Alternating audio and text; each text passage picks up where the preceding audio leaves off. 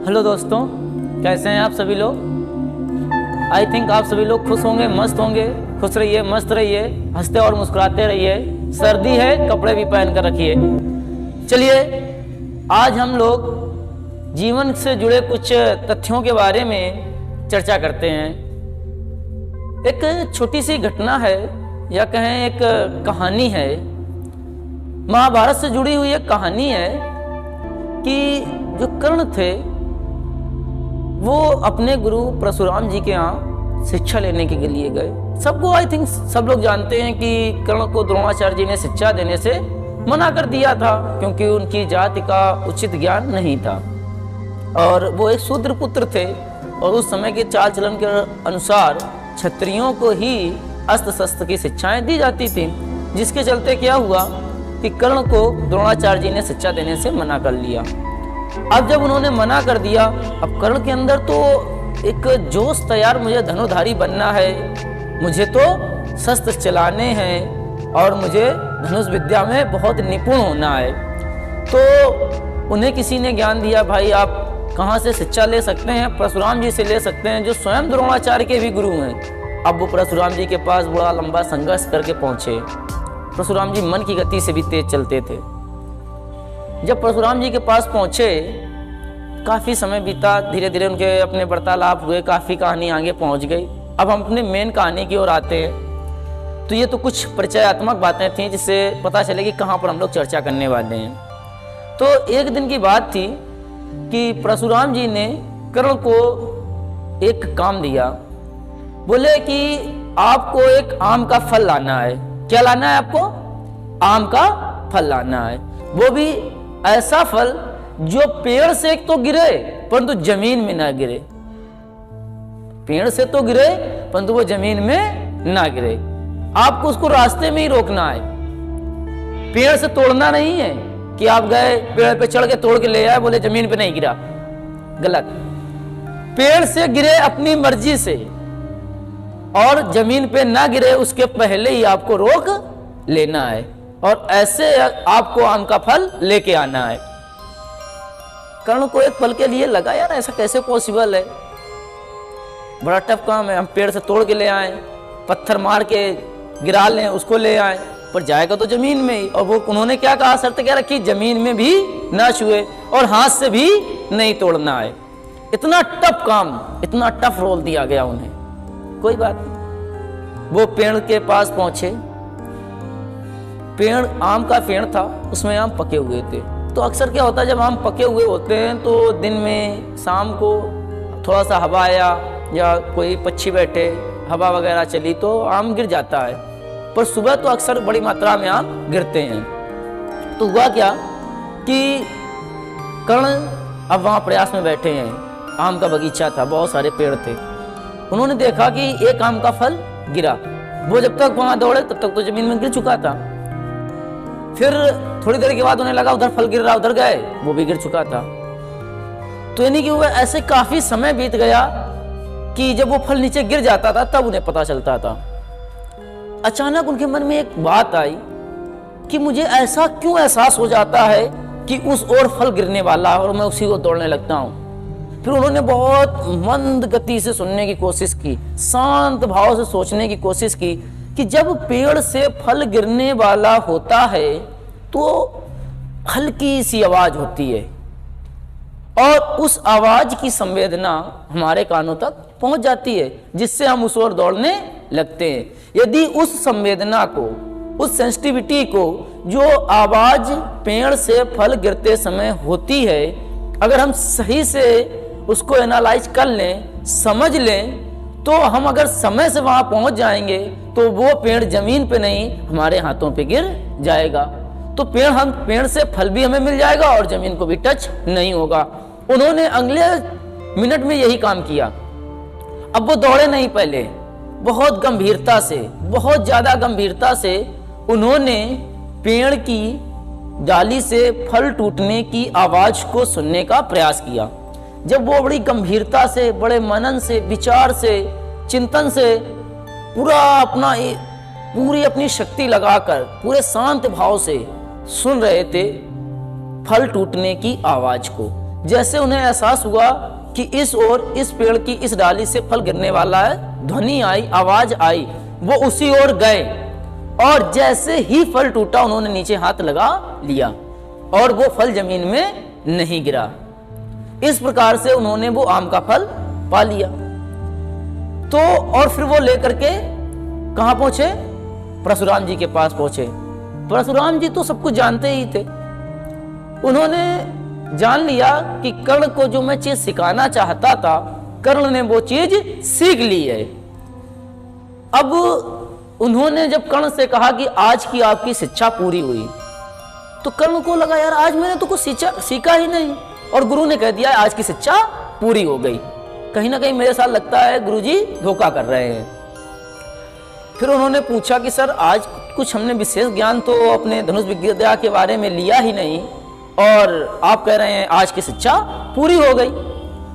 तो उन्होंने कहा कि आज की शिक्षा इस प्रकार से पूरी हो गई कि अब मैंने तुम्हारे मन को एकाग्रजित करना, केंद्रित करना सिखा दिया। तुमने जो फल पकड़ा है उससे अब तुम्हारा मन एकाग्र हो गया है, एकाग्रचित है और केंद्रित हो चुका है कि अब आपको जब धनुष विद्या सीखोगे, किसी दुश्मन की ओर से, शत्रु की ओर से बाढ़ चलने की आहट ही होगी तो उसे आप सुन सकोगे। और यदि युद्ध भूमि में आप घायल हैं, अंधेरा हो रहा है और आपकी आंखों की रोशनी कम है, तब भी आप अस्त्र शस्त्र का सही प्रयोग कर पाएंगे। इस प्रकार से जब गुरु ने ये बात वचन कहे कर्ण से, तो उन्हें लगा सच में आज हमने बहुत बड़ी एक विद्या सीख ली कि हम आहट से अपने लक्ष्य को भेद सकते हैं। इस प्रकार से इस छोटी सी कहानी से हम लोग जिंदगी के कई लक्ष्य सीख सकते हैं, बहुत सारी बातें सीख सकते हैं।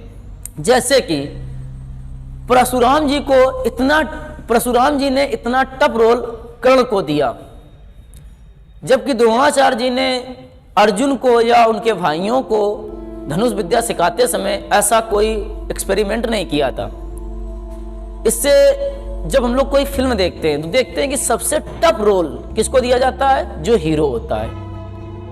सबसे टफ रोल किसको दिया जाता है? जो हीरो होता है। इसलिए मेरे भाई, मेरे बच्चों, जब हम लोग तैयारी कर रहे होते हैं, संघर्ष की चरम सीमा पर होते हैं, तो कभी कभी एक पल के लिए हमें लगता है कि यार भगवान ने हमारी जिंदगी में इतने संघर्ष क्यों किए हैं, इतनी जिंदगी हमारी संघर्षशील क्यों है। तो आप उससे घबराएं नहीं, क्योंकि आप वो बेस्ट हीरो हैं, आप वो परफेक्ट मैन हैं जिसे भगवान ने इसलिए चुना है कि आप इतना बड़ा संघर्ष कर सकते हैं। जो और कोई नहीं कर सकता है वो आप कर सकते हैं। इसी काम के लिए आपको ये टफ से टफ रोल दिया गया है। रामायण में आप देखिए, हनुमान जी को लिमिटेड टाइम दिया गया, शाम को जाना है, रात में ही वापस आना है, जड़ी बूटी भी लेके आना है, लक्ष्मण के प्राण भी बचाने हैं। इतना बड़ा टफ रोल किसी और को क्यों नहीं दिया गया? वहां पर तो बहुत सारे लोग थे, किसी को भी राम जी बोल सकते थे कि आप जाइए और लेके आ जाइए। अंगद थे, ठीक है, सुग्रीव थे और भी बहुत सारे लोग थे, परंतु ये रोल सिर्फ हनुमान जी को दिया गया, क्योंकि शायद हनुमान जी उस टफ रोल को स्वीकार कर सकते थे, उस चैलेंज को स्वीकार कर सकते थे, इसलिए ये रोल उन्हें दिया गया। यदि वो भी वहां पर ये कहते कि हम क्यों जाएं, भाई बगल वाले को भेज दो, दूसरे को भेज दो, तो क्या वो अपना सबसे बेस्ट दे सकते थे? नहीं। उन्होंने ऑब्जेक्शन नहीं किया, जो उनको काम दिया गया, लिमिटेड टाइम में दिया गया, वो काम किया, पूरा किया और सक्सेस हो के दिखाया। यही सफलता के रहस्य है, यही सीक्रेट ऑफ सक्सेस है कि हमारे जीवन में जो संघर्ष हैं, जो चुनौतियां हैं, जो स्ट्रगल हैं, हमें उन्हें एक अवसर की तरह देखना है, ना कि उन्हें नकारात्मकता की श्रेणी में डाल देना है, साइकोलॉजिकली इफेक्टेड हो जाना है। ऐसा नहीं करना है। हमें अपने टफ रोल में भी उतना ही बेस्ट देने की कोशिश करना है जितना कि अ बेड ऑफ रोजेस। जैसे कि लोग फूलों की सेज पर काम करते हैं, आपको कांटों की सेज पर भी काम वैसे ही करना है। तब आप बेस्ट एक्टर बनेंगे, बेस्ट हीरो बनेंगे अपनी स्टोरी के और अपनी जिंदगी के। जैसे कि एक बहुत महान व्यक्ति हुए हैं, उन्होंने कहा था कि जिंदगी में अक्सर लोग जब सफलता के बहुत नज़दीक पहुंच जाते हैं, जिंदगी में अक्सर लोग जब सफलता के बहुत नज़दीक पहुंच जाते हैं तब वो अपना लक्ष्य बदल लेते हैं या वहां घबरा जाते हैं। क्यों भाई? जैसे हमें 100 कदम की यात्रा चलनी थी, कुछ लोग 90 कदम चल लेते हैं, 95, 98, इतने कदम चल लेने के बाद जब कुछ ही डिस्टेंस बची है, 10 कदम, 5 कदम, 3 कदम, 2 कदम, 1 कदम, तब उनको लगता है यार अब कुछ नहीं हो सकता। इतने दिन से संघर्ष कर रहे हैं, आज तक हमें चरम सीमा प्राप्त नहीं हुई, आज तक हमें हमारा लक्ष्य प्राप्त नहीं हुआ, सक्सेस प्राप्त नहीं हुआ, चलो अब लक्ष्य बदल लेते हैं। अभी तक हम तैयारी कर रहे थे यूपीएससी की, अब चलो डाइवर्ट होकर पीसीएस में ही चले जाते हैं, या अभी तक दे रहे थे एसएससी, तो अब बैंकिंग भी अंजमा लेते हैं, बैंकिंग के लिए तो हमने 10 साल दे दिए, नहीं हो पाया। ऐसा नहीं है। आप जिस लक्ष्य को एक बार अपने माइंड में सेंट्रलाइज्ड कर लेते हैं, केंद्रीय कर लेते हैं कि हमें ये लक्ष्य पाना है, तो आप अपना अंत समय तक उस लक्ष्य पर डटे रहिए, उस लक्ष्य पर डटे रहिए बिना उम्मीदों के, उम्मीदों के साथ। क्योंकि अगर आपकी उम्मीदें मर गई, आपके अंदर नकारात्मक सोच आ गई, तो आप अपने लक्ष्य पाने से पहले ही हार गए। एक कहावत भी कही गई है कि कुछ लोग युद्ध लड़ने से पहले ही हार मान लेते हैं, वो योद्धा नहीं कायर होते हैं। युद्ध लड़ करके हारना और युद्ध बिना लड़े हार मान लेना बहुत बड़ा अंतर है मेरे भाई, इनके बीच में फर्क समझिए। युद्ध लड़ के हारना एक योद्धा का काम है, और बिना युद्ध लड़े हार मान लेना कि यार सामने वाला इतना बलशाली है, हम उसको नहीं हरा सकते हैं, ये कायरता का काम है। अब आपको डिसाइड करना है कि आप अपने जिंदगी के, अपने लक्ष्य के अंतिम समय में पहुंच करके अपना लक्ष्य बदल लेंगे क्या? जो समय के साथ लक्ष्य बदल लेते हैं, ऐसे लोग जीवन में ना तो खुश रह पाते हैं और ना ही वो कभी कोई सफलता को गेन कर सकते हैं। एक समान जिंदगी जी करके समान रूप से चले जाते हैं, या कह सकते हैं कि वो एक धरती के बोझ के ही समान होते हैं। जो इस दुनिया में सबसे सक्सेस लोग होते हैं, महान लोग होते हैं, वो अपने जीवन के संघर्ष के अंतिम क्षणों में भी जो एक बार विचार कर लेते हैं, जो एक बार प्लान कर लेते हैं कि हमें ये कार्य करना है, तो वो करके ही रहते हैं। उसमें उन्हें सक्सेस मिले या अनसक्सेस मिले, परंतु अपने प्लान के अकॉर्डिंग काम करते हैं, अपने लक्ष्य के अकॉर्डिंग काम करते हैं। शहीद भगत सिंह, सुखदेव, राजगुरु, तीनों ने सोचा था मुझे देश की आजादी करवानी है। भगत सिंह के माता पिता उनकी शादी करना चाहते थे, पर उन्होंने अपना लक्ष्य नहीं बदला। उन्होंने कहा अब अगर मेरी बीवी है तो वो आजादी है, अगर अब मेरी कोई बीवी बनेगी तो वो आजादी बनेगी, और बाराती हमारा देश होगा, हमारी सलाखें होंगी, हमारी स्वतंत्रता होगी। और उन्होंने अपना लक्ष्य नहीं बदला, भले ही वो बलिदान हो गए, परंतु आज उन्हें याद किया जाता है। उन्हें इतना टफ रोल दिया गया, इतने कम समय में, युवावस्था में ही वो इस संसार को अलविदा कह गए, परंतु आज उनसे हजारों करोड़ युवा प्रेरित होते हैं। आज भी हम लोगों के मन में भगत सिंह बसते हैं। तो कहने का मतलब यही है कि आप टफ रोल से मत कतराइए, संघर्ष से मत कतराइए, संघर्ष के अंतिम क्षणों में पहुंचकर अपना लक्ष्य मत बदलिए। संघर्ष कितना भी आए उसको पूरा करिए, क्योंकि लक्ष्य बदलने वाले लोग कि आलो चलो यार इसमें बहुत समस्याएं हैं, अभी तक तो इसमें बढ़िया चल रहा था तो ठीक है, अब इसमें संघर्ष आ गया, सिलेबस बदल गया, पैटर्न बदल गया, या चीजें हमारे बस में नहीं रही, अब हम कुछ नहीं कर सकते हैं, तो ऐसा करते हैं हम इस चीज को तैयारी करना छोड़ देते हैं, या इसके अकॉर्डिंग प्लान करना छोड़ देते हैं, अब जो नसीब में होगा वो मिलेगा। ऐसा नहीं, ये आप समय के साथ समझौता कर रहे हैं, या कह लें कि आप वो संघर्ष करने से बच रहे हैं जिसको आप कह रहे हैं कि जो नसीब में होगा वो मिलेगा, क्योंकि आप संघर्ष नहीं करना चाहते हैं। और जो लोग ऐसे अपने विचारों को, अपने लक्ष्य को परिवर्तित करते रहते हैं, वो ना तो जीवन में खुश रह पाते हैं और ना ही वो लक्ष्य को प्राप्त कर पाते हैं। इसलिए अपना लक्ष्य पहले से विचार कर लीजिए, हमें क्या करना है, कैसे करना है, उसके तरीके आजमाइए। हाँ, जब हम रास्ते में चलते हैं तो कुएं और नल मिलते हैं, वहां पानी पीते हैं, ठीक है, उसमें कोई दोष नहीं है, परंतु आपको जो मेन लक्ष्य है वो आपकी आंखों में केंद्रित होना चाहिए। आप उसके अकॉर्डिंग काम करें, और लक्ष्य तभी बदले जब एक लक्ष्य को गेन कर लें, तब दूसरे लक्ष्य को पाने के लिए आप अग्रसर हो। तो मुझे लगता है आप जिंदगी में ज्यादा अच्छे से सीक्रेट ऑफ सक्सेस हो पाएंगे और सीक्रेट ऑफ सक्सेस को समझ पाएंगे। आज मैं इतनी ही क्लास रखता हूँ, काम काफी टाइम हो चुका है।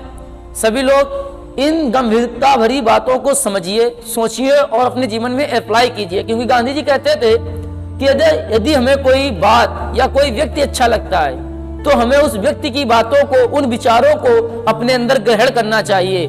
केवल एक दूसरे के साथ गुणगान करने से कुछ नहीं होता है, हमें उनको अपने अंदर उतारना भी चाहिए, व्यवहार में भी लाना चाहिए। तभी उन चीजों का, उन विचारों का, उन लक्ष्यों का, उन हमारी थिंकिंग का कोई यूज है। अन्यथा केवल हम ये सोचे कि ये पढ़ना है, किताब में लिखा था, बोला है सर ने, सुन लेना है, उससे कोई जीवन में अगर हम अप्लाई नहीं करते हैं तो कोई भी फायदा नहीं होता है। चलिए इसी के साथ शुभ रात्रि, खुश रहिए, मस्त रहिए, सभी लोग अपना ध्यान रखिए। हेल्थ इज वेल्थ, स्वस्थ रहिए, सुखी रहिए और पढ़ते रहिए। जय हिंद, जय भारत।